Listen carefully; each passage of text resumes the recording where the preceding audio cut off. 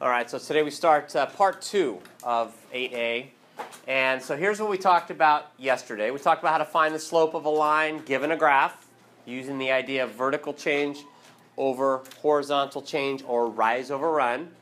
We also talked about how to find the slope given two ordered pairs using the slope formula, y sub 2 minus y sub 1 over x sub 2 minus x sub 1. We talked about same kinds of problems, but scenarios where the slope is 0 or perhaps undefined. Don't get those two ideas mixed up.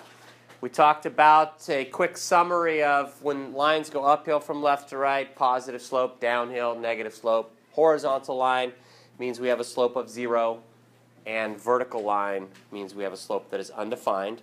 And then we talked about the parts that make up a linear equation in slope-intercept form. They all look like y equals mx plus b, where the numeric value, if it is in slope-intercept form, the numeric value that's attached to the x is essentially the slope. The other number, the constant, is the y-intercept, and we define that to be a linear equation. And then we talked about how to find the slope in the y-intercept, including where the y-intercept is on the graph, given a linear equation, and then we went backwards where I gave you m and b, and we had to find the linear equation. So that's kind of where we stopped yesterday.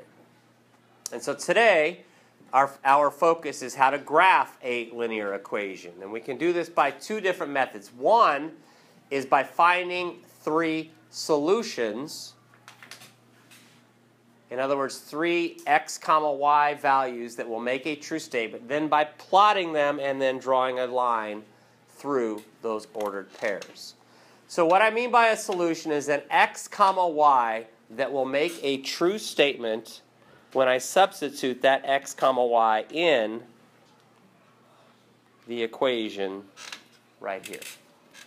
So I want all of you to think right now of one solution. And by the way, there are an infinite number of solutions. I'm only asking you for 3. Anybody have one yet? 0, comma, negative 5. So, let me write that down. It is a solution because when x is 0 and y is negative 5, that is a true statement. Look at that. The right-hand side, 3 times 0 is 0, and 0 minus 5 is negative 5. So we have a true statement. Both sides simplify to negative 5. So that's one solution. So let's go ahead and plot that one solution. So go over to your graph.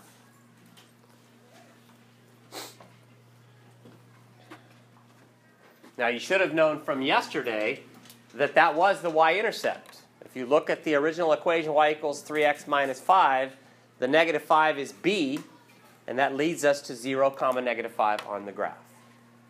All right, with your shoulder partner, come up with 2 more solutions. Go ahead.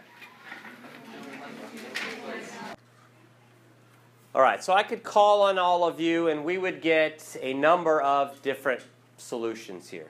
But no matter what your solutions are, if they really are a solution, when you draw your line or you draw your graph, they should all look exactly the same. Okay? So I need another solution. Can somebody give me one, please? Yes? 1, comma, negative 2. 1, comma, negative 2. Okay, so I'm going to do some erasing here just to show whether that one is right or wrong. 1, comma, negative 2. So when x is 1 and y is negative 2, that is a true statement because the right-hand side, 3 times 1 is 3, and 3 minus 5 is negative 2. So both sides are equal to negative 2. So that works. So let's go ahead and plot that one. Although if you have different order pairs, you can just go with the ones that you have. I need one more. Give me a second here to erase that and erase that. All right, I need another one. Yes? 2, comma 1. 2, comma 1. All right, so let's see if that works. When x is 2 and y is 1, the right-hand side, 3 times 2 is 6, and 6 minus 5 is 1, so both sides equal 1. So that also has to be a solution. Now, we take our ruler, if we're doing this by hand, and we draw a line all the way through the coordinate plane. And notice that I am using arrows at the end because the line goes on infinitely in both directions. And so even if your table has different solutions than mine does, your solutions better be on that line. So can you double check if you have one or two different solutions than I do? Can you double check to make sure that they do lie on the line?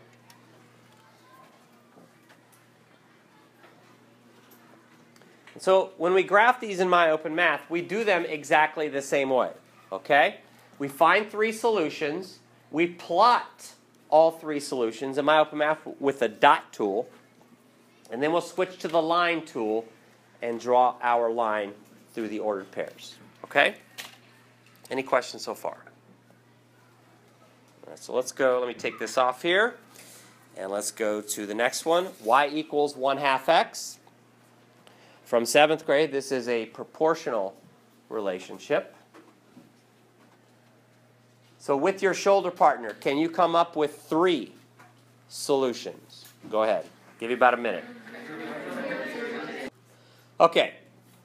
Somebody give me a solution, quickly. Yes? 6, 3. Probably not the one that I would have chosen first, but it works, right? Because when x is 6, that side is now 3, and so therefore that is a solution. Could somebody give me another solution? 0, 0. That is the one that I would have chosen first. And since we knew it was a proportional relationship, by the way, a proportional relationship is a linear function that goes through the origin. And so on the right-hand side, 1/2 times 0 is 0, so both sides are equal to 0. I need one more. 4, 2, and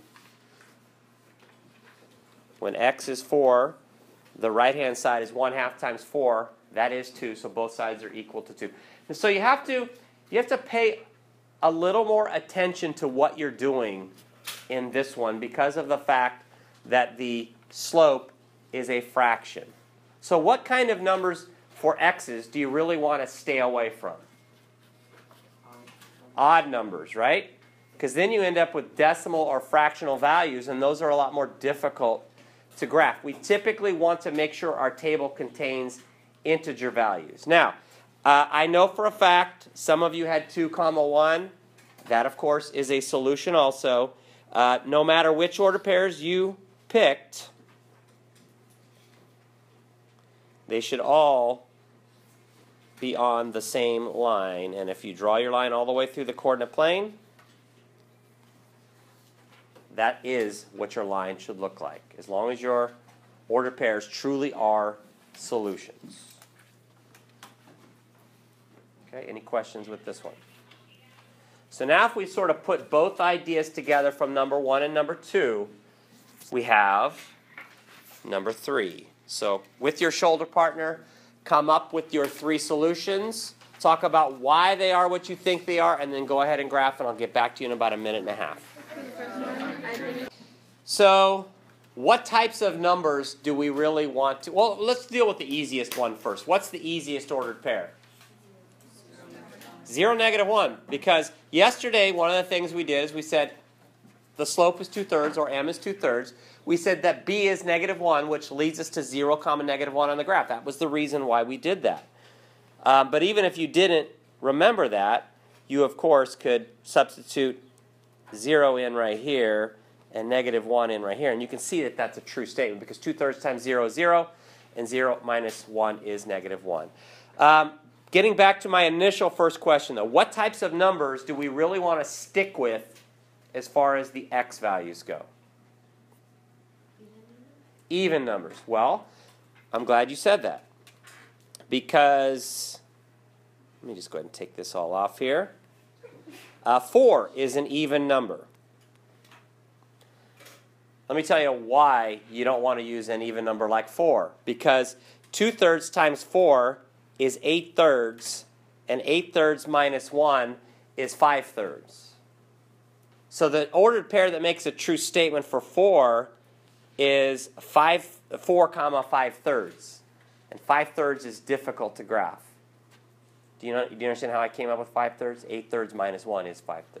So we don't want to do, some even numbers are okay, but some even numbers are not okay. So more specifically, what kind of numbers do we want to deal with here? Multiples of 3. Multiples of 3. So typically, when your slope is a fraction, it's easiest, in my opinion, if you stick with multiples of whatever the denominator is, to ensure that 2/3 times that number will end up being an integer.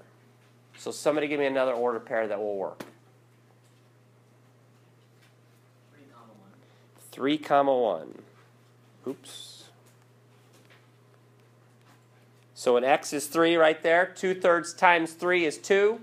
And 2 minus 1 is 1. So both sides are equal to 1. So that will work. Another one. You have a different one? 6 comma 3. All right. And so when x is 6, y has to be 3. Because the right-hand side, 2/3 times 6 is 4. And 4 minus 1 is 3. So now both sides are equivalent to 3. And so now we have 0 comma negative 1, 3 comma 1, and 6 comma 3. Make sure your line is all the way through your coordinate plane, and hopefully yours is neater than mine. It's a little more difficult for me because I'm using my finger as opposed to a pencil and a ruler. So that's really about as hard as it can get, graphing a linear equation with 3 solutions. So are we okay with that? Yes? Okay, so let's now go to the back side of your notes.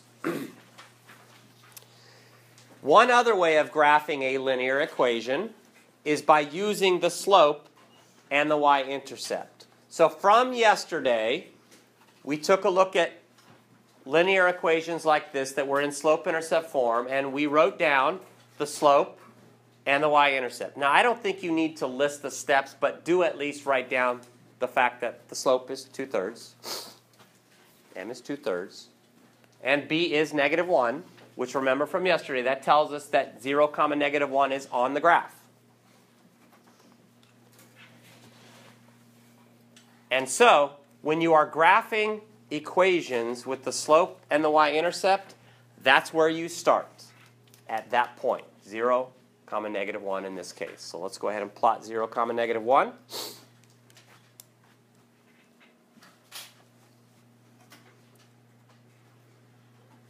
Now, when we're graphing using the slope and the y-intercept, you can get away with just doing 2 points. So in my open math, you're just using the line tool. Okay? So from that point, we're going to use the slope to find another point. And since our slope is positive 2 over positive 3, from that point, remember slope is rise over run. Thank you. I was getting ready to write that down. So that means we should rise 2, or rise positive 2 from that point, and then run positive 3 from that point. So rise 2, run 3, draw your line through, and you are finished. Now you could, if you wanted to, instead of going up 2, right 3, you could go downward 2 and left 3. Because a rise of negative 2 and a run of negative 3 is essentially the same thing as rising positive 2 and running positive 3. So I have 3 points on my graph. You only need to have 2. I'm just showing you that you could either go, in this case, you could either go up 2, right 3, or down 2, left 3. It represents really the same movement. Okay? All right, you go ahead and do the next one in your notes. So while you are graphing this, a quick note from yesterday. We talked about the fact that lines that have positive slopes, slopes that are positive numbers, have to go uphill from left to right. So like this one up here, the slope was a positive 2/3. That was one reason why the line is going uphill from left to right. If the slope is negative, it better be going downhill from left to right. The one you're graphing right now, does that have a positive slope or a negative slope? So it better be going downhill. All right, so let's take a look at this one. Y equals negative 1/2 x plus 4. From that linear equation, the slope is negative 1/2. That's what tells us it better be going downhill. The y-intercept is 4, so that means 0, 4, which is the placement of the y-intercept on the graph, is where we start. So we start at 0, 4, which is right there. From there, you can either go down 1, right 2, or you could go up 1 and left 2. It's your choice. Both of those represent a slope of negative 1/2. Any questions here? So I think you can already tell this is the easiest way to graph, but I am going to require you to graph both ways. All right, so last thing for today, you have 2 graphs at the bottom. Your job is to come up with the linear equation in slope-intercept form for both of them. I'm going to give you about 1 minute. So go ahead and try both of them. All right, so before I have you shoulder partner both of those, I forgot to talk about one thing. So can I have everybody look up here, please? In both of those previous 2 problems that I asked you to graph, the slope was a fractional value. But what happens if the slope is an integer, like this one, y equals 4x minus 2? Clearly, you should start by plotting the y-intercept as 0, negative 2. But what are you going to do for the slope? Because the slope is 4. But what are you going to do? Page. 4 over 1. Yeah, you just make it 4 over 1. You need to think of the slope as a ratio, or a fraction if you want to think of it that way. That way you know you would rise 4 and you would run 1. So if the slope is an integer, basically just make it a fraction and deal with it that way. All right, now turn to your shoulder partner and compare both of those last 2 problems. So in order to write an equation in slope-intercept form, you need slope and you need a y-intercept. That's why it's called slope-intercept form. So in this graph on the left, the y-intercept is at positive 3. In other words, that red line is crossing the y-axis at 0, 3. So that's the y-intercept. Slope, just rise over run, which would simplify to 2. I know you rise 4, you run 2, but that's 2. And so that gives us a linear equation of y equals 2x plus 3 in slope-intercept form. The next one, once again, we need the y-intercept, which is at 0, negative 4. So b is negative 4. That's where the red line is crossing the y-axis at negative 4. The slope, rise 2, run 6 to the left. That gives us a slope of negative 1/3. So that gives us a linear equation of y equals negative 1/3 x minus 4. All right, we are finished.